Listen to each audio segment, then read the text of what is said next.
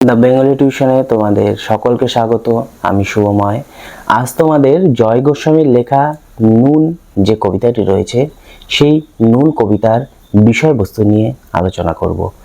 তো নুন কবিতার বিষয়বস্তু নিয়ে আলোচনা করার পূর্বে আমরা জেনে নেব সামান্যতম জয় গোস্বামী সম্পর্কে।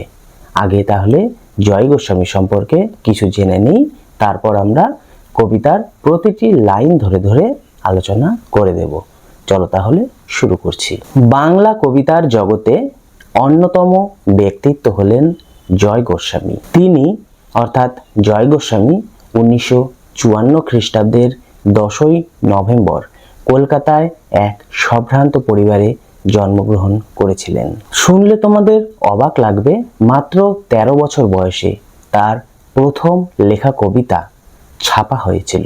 1976 খ্রিস্টাব্দে দেশ নামক একটি পত্রিকা, কিছুদিন আগে পর্যন্ত দেশ পত্রিকা নিয়মিত সবাই লেখে, এখনো পাওয়া যায়, সেই দেশ পত্রিকায় জয় গোস্বামী প্রথম কবিতা লিখেছিলেন এবং নিয়মিতভাবে তিনি দেশ পত্রিকায় তার লেখা চালিয়ে যেতেন। 70-এর দশকের শুরু থেকেই জয় গোস্বামী কবিতার জগতে এক আমূল পরিবর্তন সৃষ্টি করেছিল এবং বলা চলে তিনি কবিতা জগতে নতুন নতুন পাঠক নিয়ে এসেছিলেন। মানে তার কবিতায় মুগ্ধ হয়ে নতুন নতুন বিভিন্ন পাঠক কবিতা স্বাদ গ্রহণ করতে শুরু করেছিল। বাস্তবিক ঘটনা, সামাজিক দ্বন্দ্ব, এছাড়াও মধ্যবিত্ত বা বলতে পারো নিম্নবিত্ত শ্রেণীর সামাজিক যে লড়াই, তারা যেভাবে লড়াই করে বেঁচে থাকে, এই সমস্ত ঘটনাগুলি জয় গোস্বামীর কবিতায় আমরা ফুটে উঠতে দেখি। আরেকটি কথা বলে রাখি, সরাসরি প্রতিবাদ হয়তো জয় গোস্বামীর কবিতায় নেই, কিন্তু জয় গোস্বামীর কবিতায় আমরা দেখতে পেয়েছি প্রতিবাদের জায়গায় তিনি নীরবভাবে অভিমান করে থেকেছেন।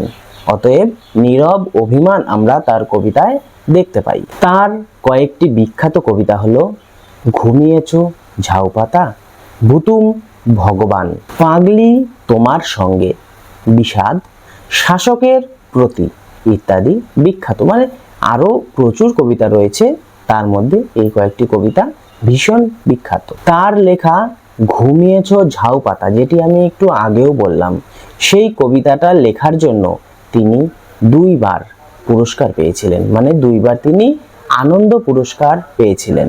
এছাড়াও বজ্র বিদ্যুৎ ভর্তি খাতা, এই কবিতাটি লেখার জন্য তিনি একাডেমি পুরস্কার পেয়েছিলেন। তার লেখা পাতার পোশাক যে কবিতাটি রয়েছে, সেই কবিতাটির জন্য তিনি বীরেন্দ্র চট্টোপাধ্যায় স্মৃতি পুরস্কার পেয়েছিলেন। এছাড়াও তিনি পাগলি তোমার সঙ্গে এই কবিতাটির জন্য সাহিত্য একাডেমি পুরস্কার পেয়েছিলেন। আমাদের আলোচ্য যে নুন কবিতাটি রয়েছে, সেই নুন কবিতাটি প্রথমে ভুতুম ভগবান কাব্যগ্রন্থে প্রকাশিত হয়েছিল। পরে জয় গোস্বামীর শ্রেষ্ঠ কবিতা নামক কাব্যগ্রন্থে এই নুন কবিতাটি প্রকাশিত হয়েছিল।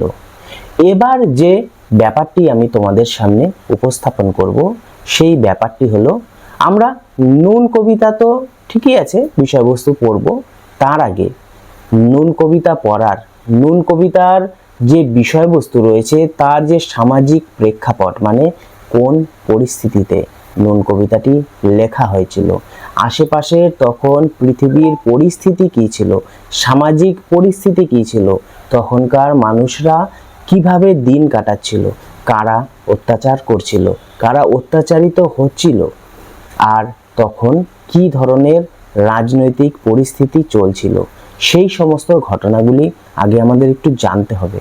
না হলে হঠাৎ করে তুমি কবিতাটি পড়লে একটি নিছক শুধু কবিতাই রয়ে যাবে, মানে তুমি এর ভেতরে প্রবেশ করতে পারবে না। অতএব কবিতাটি শুরু করার আগে সেই সময়কার, মানে যখন কবিতাটি লেখা হয়েছিল তখনকার সামাজিক পরিস্থিতিটা একটু জেনে নেই। চলো তাহলে সামান্য 2-4 কথায় সেটি বলছি।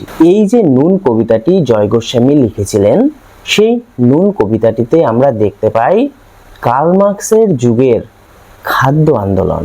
সামান্য একটু বলাটা হয়তো ভুল হলো, কার্ল মার্কসের দর্শনের খাদ্য আন্দোলন, সমাজ বিভাজন, এছাড়াও নকশালের যে আন্দোলন, সেই সবগুলি এই নুন কবিতায় ধরা পড়েছিল। এছাড়াও এই কবিতার প্রেক্ষাপটে ধরা পড়েছে ৭১-এর মুক্তিযুদ্ধ। দেখো, এই যে নুন কবিতাটি, এই নুন কবিতার সময় চারিদিকে যুদ্ধ চলছিল, এবং শুধু যুদ্ধই নয়, সেখানে যারা সাম্রাজ্যবাদী শক্তি তারা নিম্নবিত্ত শ্রেণীদের শোষণ করে চলছিল।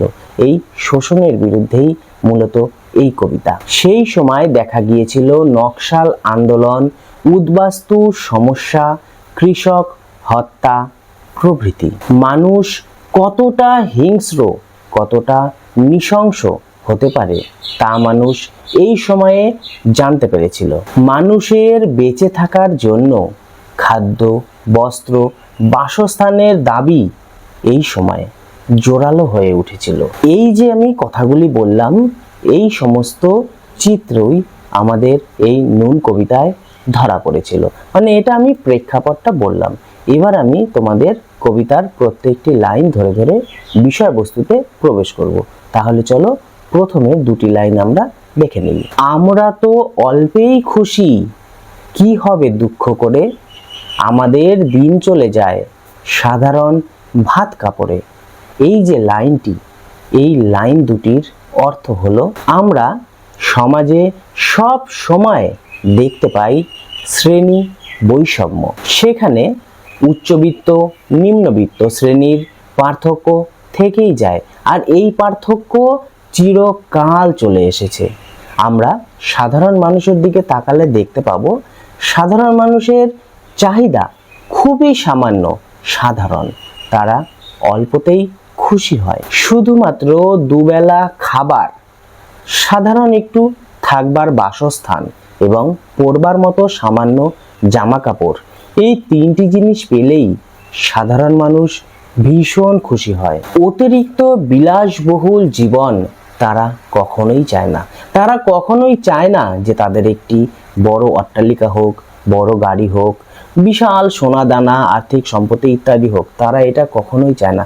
তারা জানে এসব চাওয়া মানে আমরা চাঁদকে হাতে চাইছি, মানে এসব অলীক কল্পনা। তারা সাধারণ এই তিনটে জিনিস, অন্ন, বস্ত্র, বাসস্থান, এই তিনটে জিনিস পেলেই সাধারণ মানুষ খুশি। তাই দেখবে কবিতার লাইনগুলিতে বলেছে, আমরা তো সাধারণ মানুষ, সাধারণ ভাত কাপড়েই আমরা সন্তুষ্ট। যাই হোক, পরবর্তী দুটো লাইন দেখে নেই। চলে যায় দিন আমাদের অসুখে ধার দেনাতে, রাত্রিরে দুভাই মিলে টান দেই গঞ্জিকাতে। এই যে দুটি লাইন বললাম, এই দুটি লাইনের অর্থ হলো, কবি জয় গোস্বামী এই দুটি লাইনে বলেছিলেন, আমরা এই যে সাধারণ নিম্নবিত্ত শ্রেণীর মানুষ, আমাদের অসুখে ধার দেনাতে আমরা নিঃস্ব হয়ে পড়ি। সাধারণ মানুষকে, তোমাদের আশেপাশে প্রচুর সাধারণ মানুষ, আমরাও সাধারণ মানুষ, আমাদের সাধারণত দেখবে যখন অসুখ বিসুখ হয়, সেই সময়টাতে আমাদের কাছে তো চিকিৎসা করার সেভাবে টাকা পয়সা থাকে না। তখন আমরা কি করি? তখন আমরা আশেপাশের লোকজন, আত্মীয় স্বজন ইত্যাদিদের কাছ থেকে ধার দেনা করি, এবং ধার দেনা করেও যখন আমরা চিকিৎসা করতে পারি না, তখন আমরা সেভাবেই পড়ে থাকি। কিন্তু সেভাবে পড়ে থাকলে আমাদের দিন কি চলবে? আমাদের পরবর্তী দিনের খাবার কে জোগাড় করবে? সেটিও তো আমাদের চিন্তা করতে হবে। কাজেই অসুস্থ হয়ে বেশি দিন পড়ে থাকলে আমাদের তো চলবে না। কাজেই আমাদের আবার পুনরায় ঋণী হতে হয়। এই ধার দেনা, অসুখ ইত্যাদি আমাদেরকে সর্বশান্ত করে দেয়। তাই বলা চলে, যতদিন শরীর থাকবে ততদিন অসুখ বিসুখ থাকবে, আর অসুখ বিসুখ যতদিন থাকবে আমাদের ধার দেনা ততদিনই থাকবে। তাই আমাদের বা এই সাধারণ মানুষের জীবনে যে সমস্ত সমস্যা এসে দেখা দেয়, সেই সমস্ত সমস্যা থেকে তো আমরা বের হতে পারছি না। আমাদের ধার দেনা আষ্টে পিষ্টে জড়িয়ে ধরছে। তো এবার এই যে একটা মানসিক টেনশন, এই টেনশন থেকে মুক্তি পাওয়ার জন্য তখন আমরা কি করব? একটা সিম্পল ব্যাপার, তখন আমরা নেশাগ্রস্ত হয়ে যাব। আমরা তখন গাঁজাতে টান দেব, মদ ইত্যাদি বিভিন্ন জিনিস। মানে কবি এখানে বলেছেন যে আমাদের অসুখে ধার দেনাতেই তো জীবন চলে যায়। তখন আমরা এই সমস্ত ধার দেনার কথা ভুলতে আমরা গঞ্জিকাতে বা গাঁজাতে টান দেই, কারণ আমরা জানি নেশাতে যদি আমরা ডুবে থাকি তাহলেই এই সমস্ত কিছু বা টেনশনকে ভুলে থাকা সম্ভব হবে। তাহলে এই দুটো লাইনের অর্থ এটাই। আমরা পরবর্তী 4টে লাইন একসাথে দেখে নেব। সব দিন হয় না বাজার, হলেও হয় মাত্রা ছাড়া, বাড়িতে ফেরার পথে কিনে আনি গোলাপ চারা, কিন্তু পুঁতব কোথায়, ফুল কি হবেই তাতে, সে অনেক পরের কথা, টান দেই গঞ্জিকাতে। এই যে 4টে লাইন বললাম, এই 4টে লাইনের অর্থ এখন আমরা দেখে নেব। আমরা সাধারণ মানুষ, এই যে শরীর খারাপ, অসুস্থ ইত্যাদি বিভিন্ন রোগে জর্জরিত হয়ে ধার দেনায় পড়ে যাই। এই ধার দেনা থেকে বাঁচতে আমরা আরও ধার দেনা করি, কাজেই অসুখ তো আমাদের ছাড়ে না। তো এই সমস্ত দুঃখ থেকে ভুলতে আমরা গঞ্জিকা সেবন করি, এটা এর আগেই আমরা বলেছি।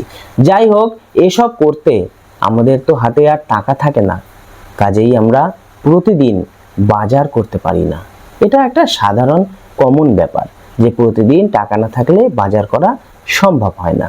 অবশ্য আমাদের মতো সাধারণ মানুষের একটি খুব বাজে স্বভাব আছে।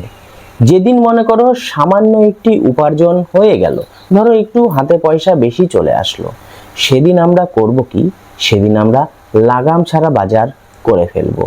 হয়তোবা মাছ, মাংস, ডিম ইত্যাদি সব একসাথে কিনে নিলাম, 2-3 রকমের মাছ কিনে ফেললাম। এগুলো আমি উদাহরণ, কবিতায় এসব নেই। তো লাগাম ছাড়া আমরা বাজার সেদিন করে ফেলবো যেদিন বেশি উপার্জন হয়ে যাবে। শুধু লাগাম ছাড়া বাজার নয়, তখন আমাদের মনের সৌন্দর্য বেড়ে ওঠে। আমরা তখন আশপাশের নার্সারিতে গিয়ে বা ধরো রাস্তার ধারে যে গাছ নিয়ে বসে, সেই গাছ থেকে মানে গাছের বিক্রেতা থেকে অ্যাকচুয়ালি আমরা গোলাপ চারা কিনে বাড়ি ফিরবো। তার মানে দেখো আমাদের মন তখন কতটা সৌন্দর্যবোধে আপ্লুত হয়ে যায়। যদিও সেই সময় আমাদের মনেই থাকে না যে গোলাপ চারাটি তো আমি কিনে ফেললাম, কিন্তু বাড়ি নিয়ে গিয়ে পুঁতবো কোথায়, সেই জায়গাটি তো আমার নেই, কাজেই কিনে তো ফেললাম, লাগাবো কোথায়, এই কথাটি আমাদের তখন মনে থাকে না। যেহেতু আমরা গোলাপ চারাটি পুঁততে পারি না বা গোলাপ চারাটিকে অবহেলাতেই রেখে দেই, তাই আমাদের মনে সন্দেহ জাগে যে গোলাপ চারাটি তো কিনলাম, কিন্তু এটাতে কি ফুল ফুটবে। যাই হোক, ততক্ষণে পকেট ফাঁকা, কারণ বাজার করে ফেলেছি সমস্ত টাকা দিয়ে। আবার দারিদ্রতা আমাদের মাথা উঠে বসে, আর দারিদ্রতা যখন মাথায় উঠে বসে তখন আবার নেশার ঘরে আমরা চলে যাই, আবার গঞ্জিকাতে টান মারতে ব্যস্ত হয়ে পড়ি। আসলে আমরা বা সাধারণ মানুষ নেশায় মত্ত হয়ে আমরা এই যে আমাদের পরিস্থিতি সেটাকে ভুলতে চাই। পরবর্তী কয়েকটি লাইন মানে 2টি লাইন দেখে নেই। আমরা তো এতেই খুশি, বলো আর অধিক কে চায়, হেসে খেলে কষ্ট করে আমাদের দিন চলে যায়। এই 2টি লাইনের অর্থ এবার আমরা দেখে নেব।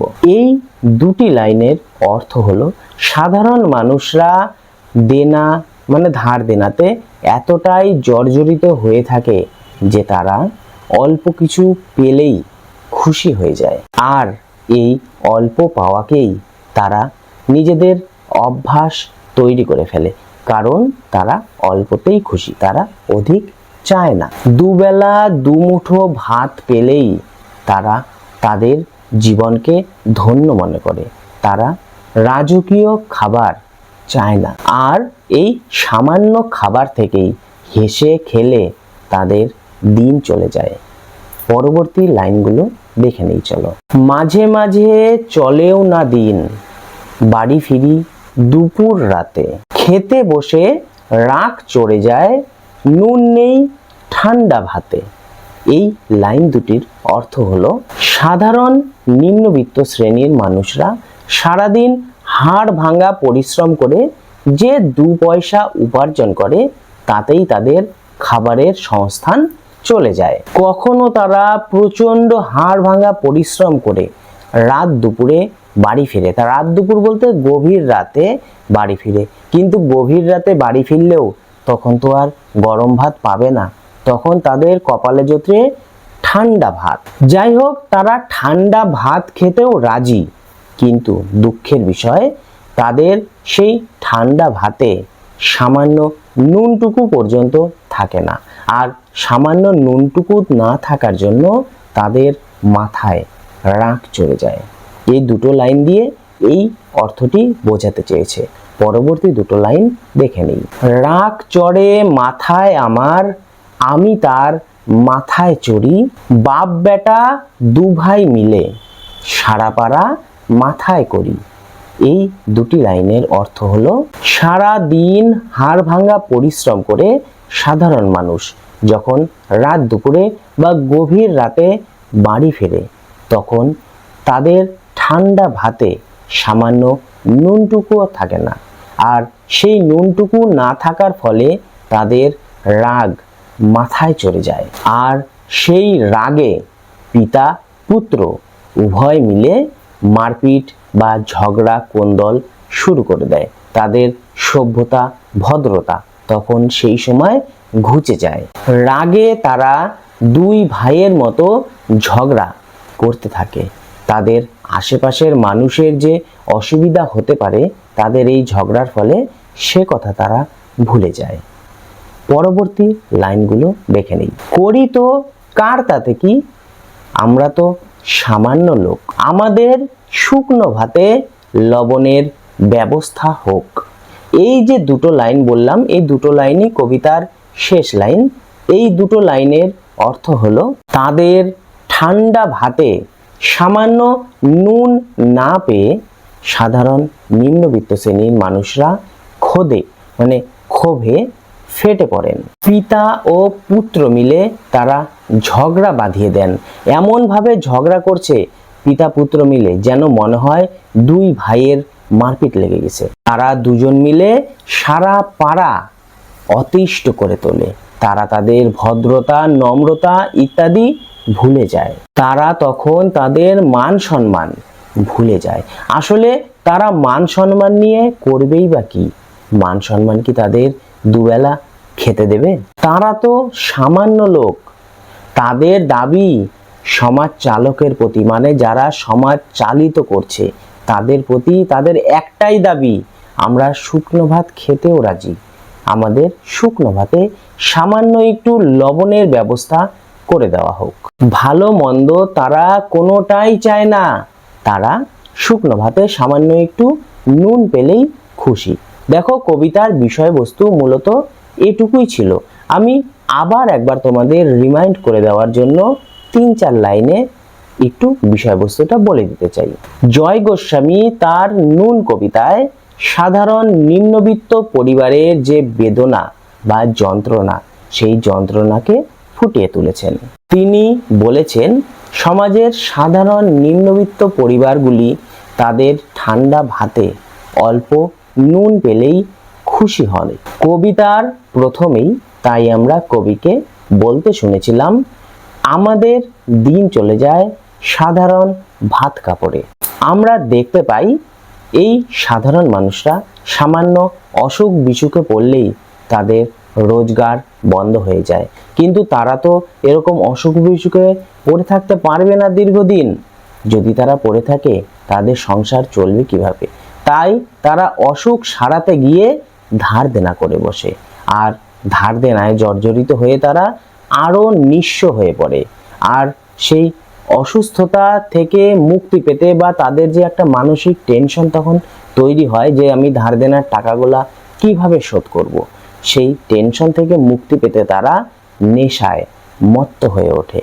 কারণ তারা জানে নেশাই একমাত্র পারে তাদের একটু সামান্য মানসিক রিলিফ দিতে। দেখো, প্রতিদিন কাজ করে তো আর সমান উপার্জন হয় না। কোনো দিন একটু কম একটু বেশি উপার্জন হয়ে যায়। তাই যেদিন কম উপার্জন হয় সেদিন হয়তো বাজার করার সামর্থ্যও থাকে না, কিন্তু যেদিন একটু বেশি উপার্জন হয়ে যায় এই সাধারণ মানুষগুলি ভবিষ্যতের চিন্তা ভাবনা করে না। তারা সেদিন বেশি বেশি বাজার করে ফেলে। শুধু বাজার অবধি থাকলে তাও হতো, তাদের তখন মনের সৌন্দর্যবোধ জেগে ওঠে। তারা বাজার থেকে ফেরার সময় গোলাপের চারা নিয়ে বাড়ি ফেরে, কিন্তু সেই গোলাপের চারা কোথায় পুঁতবে সেই সংস্থান তাদের নেই। তাই বাড়ি কিনে আনলেও সেই গোলাপের চারা পোতার মতো জায়গা না দিতে পারায় সেই চারা অবহেলাতেই পড়ে থাকে। তখন তাদের মনে সন্দেহ হয় যে আদৌ কি আমার টাকাটা বাস্তবায়ন হবে, মানে আমি যে গোলাপের চারাটি কিনে আনলাম সেটি থেকে ফুল ফুটবে। তারা যখন কাজ করে রাত দুপুরে বাড়ি ফিরে তখন তারা ঠান্ডা ভাত পেয়ে থাকে, আর এই ঠান্ডা ভাতে সামান্য নুনটুকু যখন তারা পায় না তখন তাদের মাথা খারাপ হয়ে যায়। আর তখনই বাপ বেটা দু ভাইয়ের মতো ঝগড়া করতে থাকে। এতে তাদের মান সম্মান হানি হলেও তাদের কিচ্ছু যায় আসে না, তাদের সেটা নিয়ে কোনো চিন্তাই নেই। তারা তাদের ছোট ছোট স্বপ্ন নিয়ে বেঁচে থাকে। তাই জয় গোস্বামী এই কবিতার শেষে শুধু একটা কথাই বলতে চেয়েছেন, যে এই সাধারণ নিম্নবিত্ত মানুষদের ঠান্ডা ভাতে বা শুকনো ভাতে সামান্য একটু নুনের ব্যবস্থা যদি সমাজ চালকরা করে দেন তাহলে এদের ভীষণ উপকৃত হয়, মানে এরা ভীষণ উপকৃত হতো। যাই হোক, এই নুন কবিতার বিষয়বস্তু এতটুকুই। আমরা এর পরবর্তীকালে আগুন নামক যে তোমাদের নাটকটি রয়েছে সেই নাটকটি নিয়ে আলোচনা করব। আজ তাহলে এটুকুই।